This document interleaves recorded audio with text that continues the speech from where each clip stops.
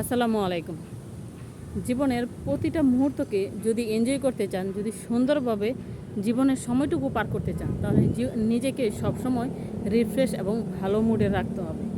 নিজেকে রিফ্রেশ এবং ভালো মুডে রাখতে হলে 3টি কাজ করতে হবে।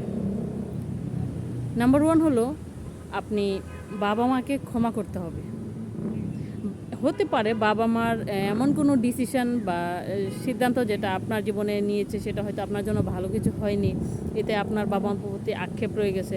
এমনকি বাবা মারও হয়তো সেই আক্ষেপটা আছে যে আমার ছেলের জন্য যে সিদ্ধান্ত নিলাম এটা তেমন একটা ফলপ্রসূ হলো না বা জীবনটা সুন্দরভাবে হলো না, যেমনটা আশা করছি তেমন হয়নি। এটা নিয়ে আপনি আপনার বাবার প্রতি বা আপনার ফ্যামিলির মানুষদের প্রতি কোনো রকম মনের মধ্যে গিল্টি ফিল রাখবেন না। যদি সেটা রাখেন তাহলে নিজেকে যেমন করে খাবি, নিজে যেমন জ্বলে জ্বলে মরবেন, ঠিক তেমনই বাবা মাও আপনার প্রতি সেম কষ্টটা রাখবে। বাবা মারও একটা আক্ষেপ আছে সন্তানকে ভালো না দেখতে পারার। তো আপনি চেষ্টা করবেন বাবা মাকে সবসময় ক্ষমা করার জন্য। নাম্বার 2 হলো নিজের প্রাক্তনকে ক্ষমা করার জন্য। কারণ প্রতিটা সম্পর্কেই যেমন দুইজনের সহযোগিতায় হয়, আবার একটা বিচ্ছেদও দুইজনেরই কারণ থাকে।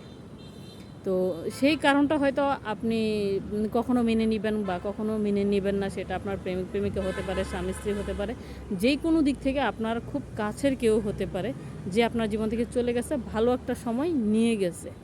তাকে নিয়ে আপনার মনের মধ্যে কোনো টক্সিক কথাবার্তা, চিন্তাভাবনা, কোনো আবেগময় স্মৃতি ধরে রাখবেন না, তার প্রতি কোনো রকম বিরক্তি ভাব রাখবেন না, কোনো টক্সিক চিন্তাভাবনা তার প্রতি রাখবেন না। আপনি তাকে ক্ষমা করে দিন। যদি সে অপরাধী হয়ে থাকে তার বিচার আল্লাহই করবে। নাম্বার 3 হলো আপনি নিজেকে ক্ষমা করুন। আপনি জীবনে কি পেলেন, জীবনে কি পেলেন না, কি পাওয়ার কথা ছিল, কেন পেলেন না, কেন আপনার প্রতি হলো না। জীবন একটাই, এই এক জীবনে সব কিছু আপনার পেতে হবে। আপনার জীবন অমুকের মতো তমুকের মতো হতে হবে এমন কোনো কথা নেই। আর এক জীবনে সব কিছু যে পেতে হবে তারও কোনো কথা নেই। জীবন একটা পথে যদি না চলে, অন্য কোনো না কোনো পথে খুব সুন্দরভাবে চলবে, অবশ্যই চলবে। এবং সেটার জন্য আপনাকে চেষ্টা করতে হবে, খুব ভালোভাবে চেষ্টা করতে হবে যেন আপনি সেই সময়টুকু নিজে দিতে পারেন সেই জায়গায়। সেই জন্য আপনি নিজেকে ক্ষমা করে সবসময় উৎফুল্ল ভাব রাখতে হবে এবং নিজেকে টক্সিক চিন্তাভাবনা বা মন মানসিকতা থেকে আপনি সবসময় নিজেকে ভালো রাখতে হবে। তাহলে আপনি নিজের প্রতি যে চিন্তাটা করতে পারবেন, তখন আপনি চিন্তা করতে পারেন যে না, আমি ভালো কিছু করব।